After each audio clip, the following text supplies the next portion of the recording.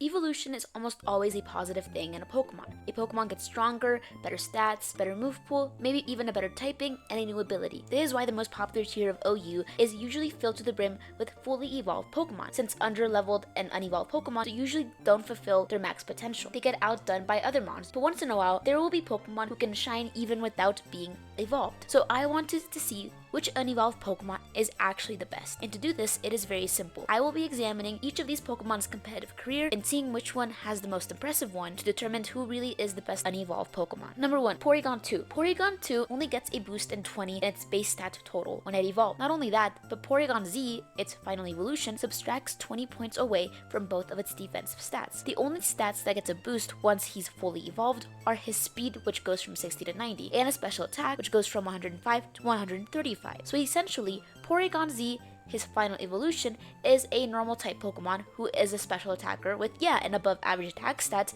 but doesn't cross the benchmark for what's considered a fast Pokemon. And while 135 for special attack is impressive, like I said, don't get me wrong, it is not enough to justify the lackluster bulk and speed of this mon, and a very unimpressive stab typing as well. It's just really lackluster. To justify these types of weaknesses, you usually have to be a good glass cannon, like Blaziken, really be able to dish out Okos, or at least very easily KO Pokemon, but he can't do that. However, he does have two relevant abilities in Download and Adaptability. Download raises either the attack stat or special attack by one stage depending on a foe's current low defense stat. For example, it will raise its attack if his foe has a current defense that is lower than its special defense. Otherwise, it also has Adaptability. Adaptability increases stab of a Pokemon from 1.5 to 2, but the thing is that Porygon-2 also has those same abilities. So that explains why Porygon-Z is really lackluster and just not that impressive, but it doesn't explain why Porygon-2 is better. Well, you're probably familiar with an item called Eviolite. Eviolite is an item where if held by a Pokemon that is not fully evolved, it raises its defense and special defense by 50%. That's huge. So Porygon-2 essentially becomes an absolute tank, with the same abilities as his evolution. While offensively he might not be as threatening, a normal type with a 90 speed stat was never going to be anyone's first choice for a strong special attack, so you can get why people see a lot more value in Porygon-2 as a tank versus Porygon-Z. Porygon-Z did have some success when Z moves were a thing, but after Z moves were removed from the game, Porygon-2 went back to being the superior Pokemon. So you can see the effects of Eviolite on Porygon-2, since in DPP he was ranked NU, and in Gen 5 when that item was finally introduced, he rose all the way to the UU tier.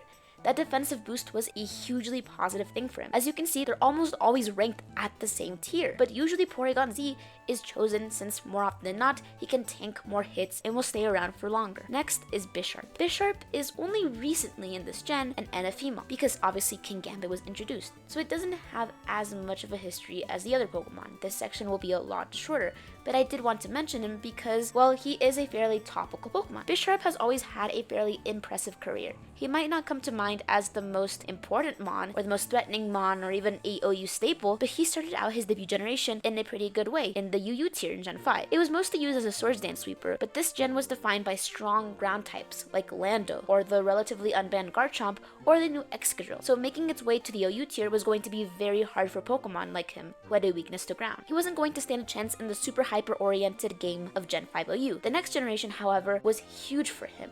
It officially made its OU debut there, with its Dark and Steel typing finally being able to be put to use. The Steel typing was offensively more relevant than ever because obviously fairies were introduced. But over the next gen, it just kind of went back and forth between OU and UU. This gen being the first gen where it actually could benefit from Eviolite, like I said. However, because of the huge power creep of Gen 9, it also became the gen where it fell to its lowest it's ever been, in the RU tier. To its credit, it's one of the best setup sweepers there, but it's still in the RU tier. So I can't really say that it's the best NFE mon. I just wanted to mention it because, like I said, it is topical enough. Next is Magneton. Magneton was the final evolution of Magnemite until Gen 4, when Magnezone was introduced. Up until Generation 5, Magneton was the go-to Skarmory trapper and Fortress trapper via Magnet Pool. This was almost always the reason you had him on your team, to take out the otherwise unseemingly killable bird and the whatever fortress is supposed to be. It was very good at that.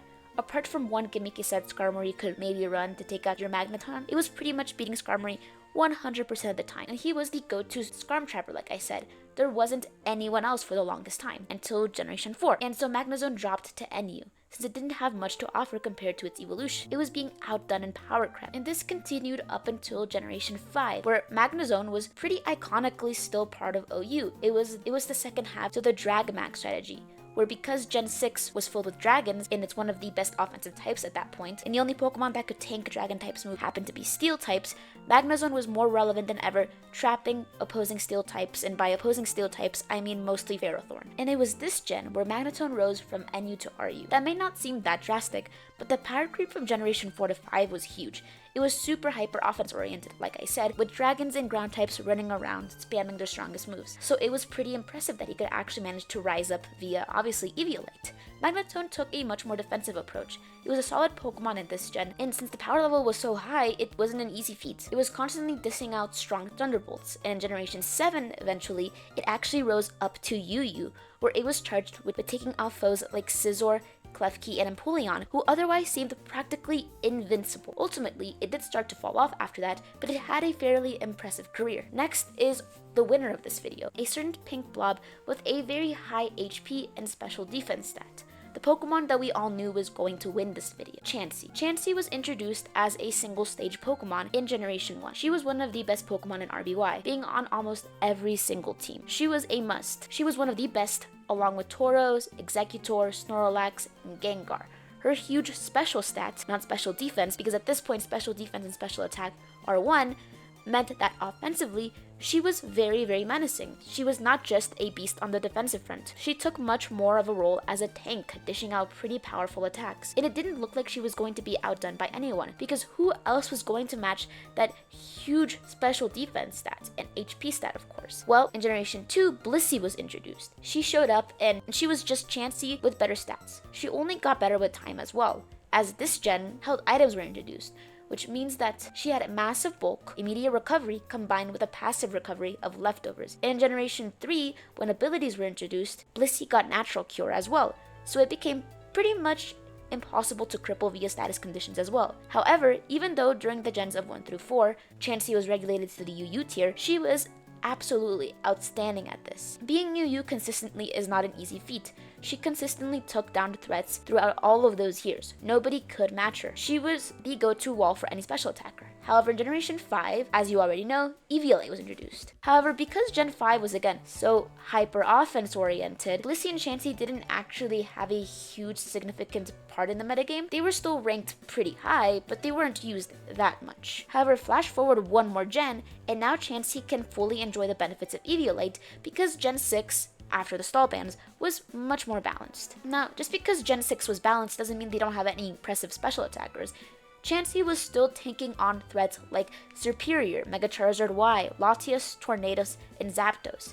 And Chansey continued to do this, one-upping her evolution up until Generation 8, where, as we all know, the item Heavy Duty Boots was introduced. For some context, as a special wall, Chansey and Blissey were both pretty much perfect. Nothing could really wear them down, except hazards. For all Mons, hazards are an issue, but especially passive Mons, since they need to be able to tank many hits, and if they're getting worn down easily, then they can't properly do their job. Also, Blissey and Chansey, and generally all stall Mons, need to be played in an inherently passive playstyle because you're reacting to what your opponents are doing. You'll be switching in and out a lot, which means that you will be taking lots of hazard damage, and obviously, as that accumulates, that becomes a very easy way to cripple them. Ultimately, the reason that Blissey got chosen over Chansey in Generation 8 was because Heavy Duty Boots was introduced, and so she became the preferred version again, up until this Gen 2, which honestly this gen has been very turbulent for the pink blobs. Both her and her evolution have fallen in and out of OU, UU, and even RU. It's been very complicated, but they still managed to keep a relatively strong presence in the metagame, as Blissey and Chansey are still able to wall pretty much any special attacker. This gen is very hyper offense oriented, reminiscent of Generation 5 like I said, but that doesn't mean that they're not relevant anymore. Chansey has accomplished a lot, always being neck and neck with her evolution, managing to always one-up her in certain gens. She has the type of competitive relevancy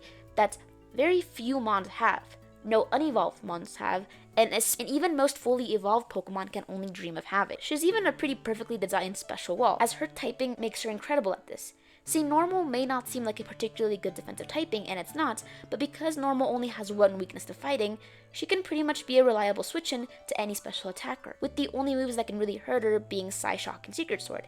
and the only moves that can hurt her via type advantage are Focus Blast, which only has a 70% accuracy rate, and Aura Sphere, which has very low distribution. Ultimately, Chansey fits her role very well in a way few Pokemon can, and has even managed to be better than her evolution on several occasions. This was my personal list of some of the best fully unevolved mocks. If you have another opinion, feel free to comment.